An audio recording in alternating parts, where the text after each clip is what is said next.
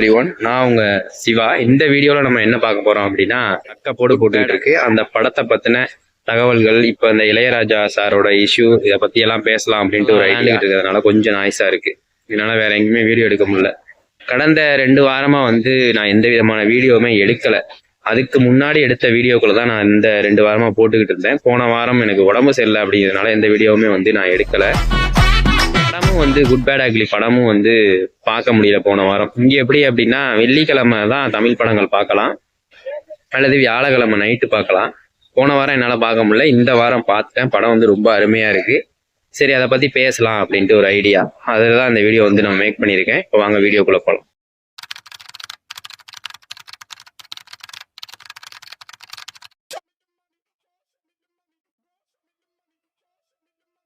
First வந்து இந்த படம் வந்து எப்படி இந்த அளவு ஒரு சக்கப்போடு போட்டுக்கிட்டு இருக்கு அப்படிங்கிறதுக்கு என்ன ரீசனா இருக்கும் அப்படின்னு நீங்க நினைக்கிறீங்க அப்படின்னா, இந்த வருடம் கிட்டத்தட்ட இப்போ இந்த வருடம் வந்து ஆரம்பிச்சு கிட்டத்தட்ட 120 நாளைக்கிட்ட ஆகுது. இப்போ வந்து இந்த படம் ரிலீஸ் ஆகி இன்னைக்கு வந்து 8-9 நாள் ஆயிடுச்சுங்க. இன்னைக்கு 9 நாள் சொல்லி தான் நான் பேசுறேன். 120 நாள் இந்த வருடம் வந்து இந்த வருடம் வந்து ஆரம்பிச்சு 120 நாள் ஆகுது.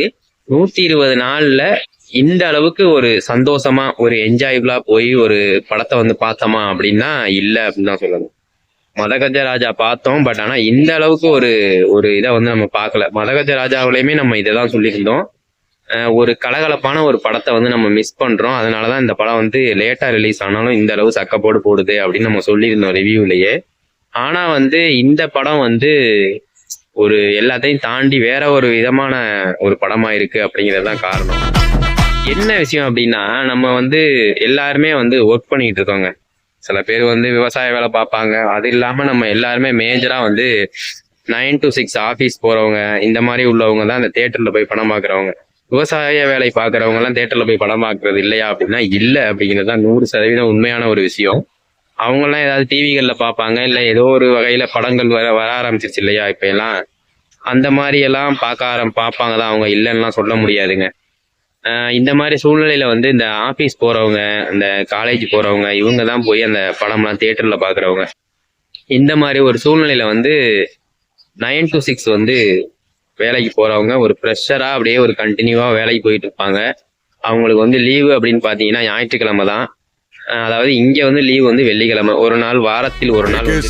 இந்த விடுமுறை நாள்ல வந்து ஒரு ஜனரஞ்சகமான ஒரு படம் அப்படின்னு சொல்லுவோம்ல, அந்த மாதிரி ஒரு படத்தை தான் வந்து எல்லாருமே எதிர்பார்த்துக்கிட்டு இருக்கு. நமக்கு வந்து நீங்க வந்து மசாலா படம், அந்த படம், இந்த படம், என்ன கதை இருக்கு, அது இருக்கா, இது இருக்கா அப்படின்னு நீங்க கேட்டாலும் உண்மையான விஷயம் என்ன அப்படின்னா, எல்லாரும் விரும்பக்கூடிய ஒரு விஷயம் என்ன அப்படின்னா, ஒரு ஜனரஞ்சகமான ஒரு படம் வந்து மக்களுக்கு வந்து ரொம்ப பிடிக்குது அப்படிங்கிறதான் உண்மையான வரலாறு எடுத்து பார்த்தேன்.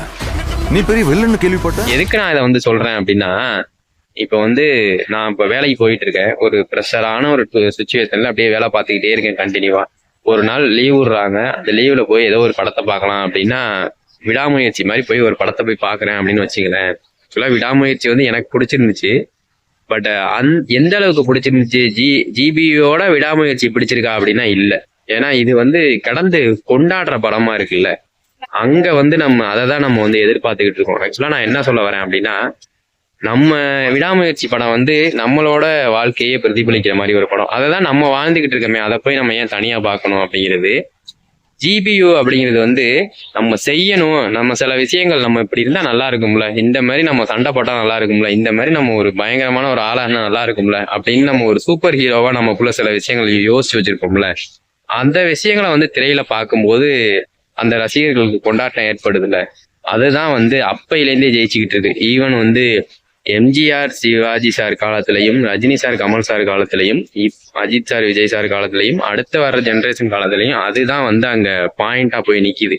நீங்க கதையா எவ்வளவு பெரிய கதையா இருந்தாலும் சரி, என்ன ஒரு பயங்கரமான நடிப்புடா இது, என்னடா இந்த மாதிரி ஒரு நடிப்பு, அதெல்லாம் வந்து ஒரு கட்டத்துக்கு மேல அதெல்லாம் வேலைக்கே ஆகாது அப்படிங்கிறது தான் எனக்கு தெரிஞ்ச விஷயம். நீங்க அதை எப்படி எடுத்துக்கிறீங்க அப்படின்னு தெரியல. நடிப்பு ஓகே தான், நான் இல்லைன்னு சொல்லல. ஆனா வந்து மக்கள் விரும்புறது வந்து என்ன அப்படிங்கிறது வந்து இந்த மாதிரி ஒரு கொண்டாட்டமான ஒரு விஷயத்தை தான் மக்கள் விரும்புறாங்க. ஏன்னா இங்க ஏற்கனவே அவன் அடிச்சு துவைச்சு அவனை புழிஞ்சு காய போட்டு வச்சிருக்கானுவோ. இந்த மாதிரி நேரத்துல போய் நம்ம மறுபடியும் அதே மாதிரி ஒரு படத்தை போய் பார்க்கணும் அப்படின்னா ஒரு கடுப்பு, ஒரு சலிப்பு ஏற்படும். பட் ஆனால் அதுலேருந்து உற்சாகமாக கிளம்பி வர்றதுக்கு ஒரு படம் தேவை அப்படிங்கிற மாதிரியான ஒரு படம் தான் இந்த குட் பேட் மேக்ஸிமம் படத்தை வந்து எல்லாருமே பார்த்துருப்பீங்க. கதையை பற்றி நம்ம சொல்ல வேண்டியதில்லை. எல்லாருமே நல்லா 2 தடவை 3 தடவைலாம் பார்க்க ஆரம்பிச்சிட்டாங்க. ஸோ அதை பற்றி நம்ம பேச போகிறதில்ல. இப்போ ஒரு இஷ்யூ ஒன்று வந்திருக்கு. இந்த இளையராஜா சார் இஷ்யூ, இந்த ஒத்தரூபாதாரன் பாட்டாக இருக்கட்டும், அதுக்கப்புறமாட்டி அந்த சகலகலா வல்லவன் சாங்காக இருக்கட்டும், அப்புறம் ஏஞ்சோடி மஞ்சக்குருவி பாட்டாக இருக்கட்டும், இளையராஜா சார் வந்து ஒரு அறிக்கை விட்டுருக்கிறதுக்கும் அவங்க வக்கீல் மூலமாக அறிக்கை விட்டுருக்கிறதாகவும் ஒரு தகவல்கள்லாம் வெளியானுச்சு. இதுக்கு வந்து அஜித் சார் ரசிகர்களே வந்து எல்லாம் என்ஓசியெல்லாம் வாங்கியாச்சுல அப்படின்னு அதுக்கு ரீப்ளை கொடுத்துக்கிட்டு இருக்காங்க அப்படிங்கிற மாதிரியும் தகவல்கள்லாம் வெளியானுச்சு. நான் அதெல்லாம் பார்த்துட்டு தான் இருந்தேன்.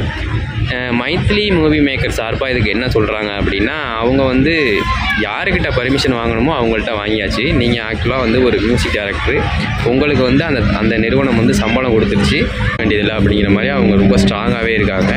ஸோ அதனால் வந்து இந்த இஷ்யூ வந்து பெரிய இஷ்யூவாக ஆகிறதுக்கு வாய்ப்புகள் இல்லை அப்படின்னு தான் நான் நினைக்கிறேன். சொல்கிறது என்னன்னு எனக்கு தெரியலைங்க. அவர் ஒரு லெஜெண்டு. நம்ம ஏதாவது ஒன்று சொன்னோம்னா அது ஏதாவது தப்பாக தான் போகும்.